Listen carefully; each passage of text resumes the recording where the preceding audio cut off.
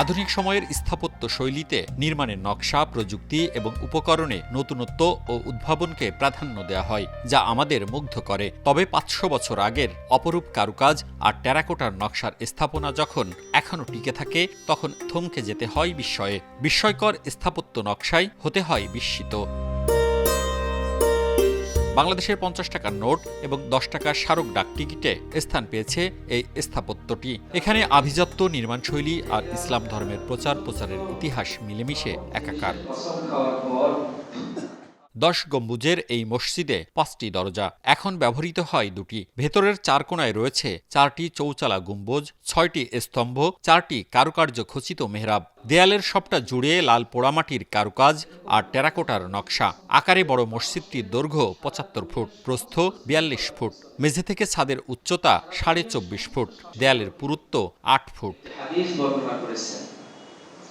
মাঝখানের দরজার উপর ফার্সি হরফে লেখা শিলালিপি। মাটি পুড়িয়ে কেটে কেটে তৈরি করা নকশায় আম, শাপলা ফুল, লতাপাতা সহ হাজার রকম কারুকাজ রয়েছে। ১৫২৩ খ্রিস্টাব্দে এই বাঘা শাহী মসজিদ নাসির উদ্দিন নসরাত শাহ আমলে উনি নির্মাণ করেন।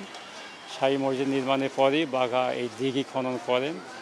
ওই সময় দরবেশদের উপর মুগ্ধ হয়ে এখানে প্রায় ১০০ বিঘা জমির এখানে উনি এখানে দান করে দেন। সব ধর্মে বিশ্বাস করি, আমি আমার ধর্মে খালি যে বিশ্বাসী তা না, আমি প্রত্যেকটা ধর্মকেই শ্রদ্ধা করি, ভালোবাসি, সব জায়গাতেই যাই। দিঘিটা দেখলাম, আর এখানে মানুষজন হয়তো মানতে বিশ্বাস করে, এগুলোই দেখলাম। এখানে মাজারে কিছু মানুষ মান্যত করে, যেটা অনেক দূর দূরান্ত থেকে মানুষ আছে যারা মান্যত করে, খাসি সোজা, গরু সোজা, এই মান্যতের জন্য আসলে এখানে আসে। আর বিভিন্ন জায়গা থেকে যারা আসে দর্শনার্থী, এরা স্কুল, কলেজ বা প্রতিষ্ঠান থেকে ওরা পিকনিকের জন্য আসে। মসজিদ ঘিরে প্রায় ২৫৬ বিঘা জমি। এখানে হজরত শাহ মোয়াজ্জেম ওরফে শাহ দৌলা, তার ছেলে হজরত শাহ আব্দুল হামিদ সহ পরিবারের সদস্য ও অনেক সাধকের মাজার রয়েছে।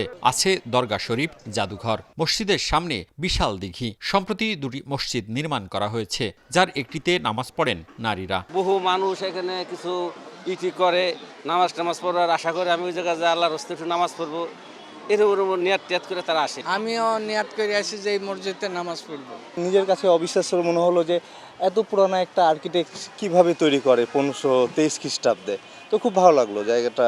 ইতিহাসবিদদের মতে আব্বাসীয় বংশের হজরত শাহ মোয়াজ্জেম বাগদাদ থেকে ৫ সঙ্গী সহ ইসলাম প্রচারে বাঘা এসেছিলেন। অল্পদিনেই ইসলাম প্রচারে সাফল্য পান। ১৫২৩ ও ১৫২৪ সালে হুসেন শাহী বংশের প্রতিষ্ঠাতা আলাউদ্দিন শাহের পুত্র সুলতান নুসরাত শাহ মসজিদটি নির্মাণ করেন। ১৮৯৭ সালের ভূমিকম্পে মসজিদটির উপরে ১০ গম্বুজ ভেঙে যায়। ১৯৭৭ সালে নতুন করে নির্মাণ করা হয়। একসময় এশিয়া মহাদেশের অন্যতম মাদ্রাসা ছিল এখানে। ঈদুল ফিতরের সময় ওরস মোবারকে লাখো মানুষের ঢল নামে এখানে। এই মসজিদটার নির্মাণ শৈলীতে আমরা মধ্যযুগের স্বাধীন সুলতানি আমলের বৈশিষ্ট্য আমরা দেখি, যেখানে বাংলার একটা যে অলঙ্করণ, তার একটা ছাপ রয়েছে।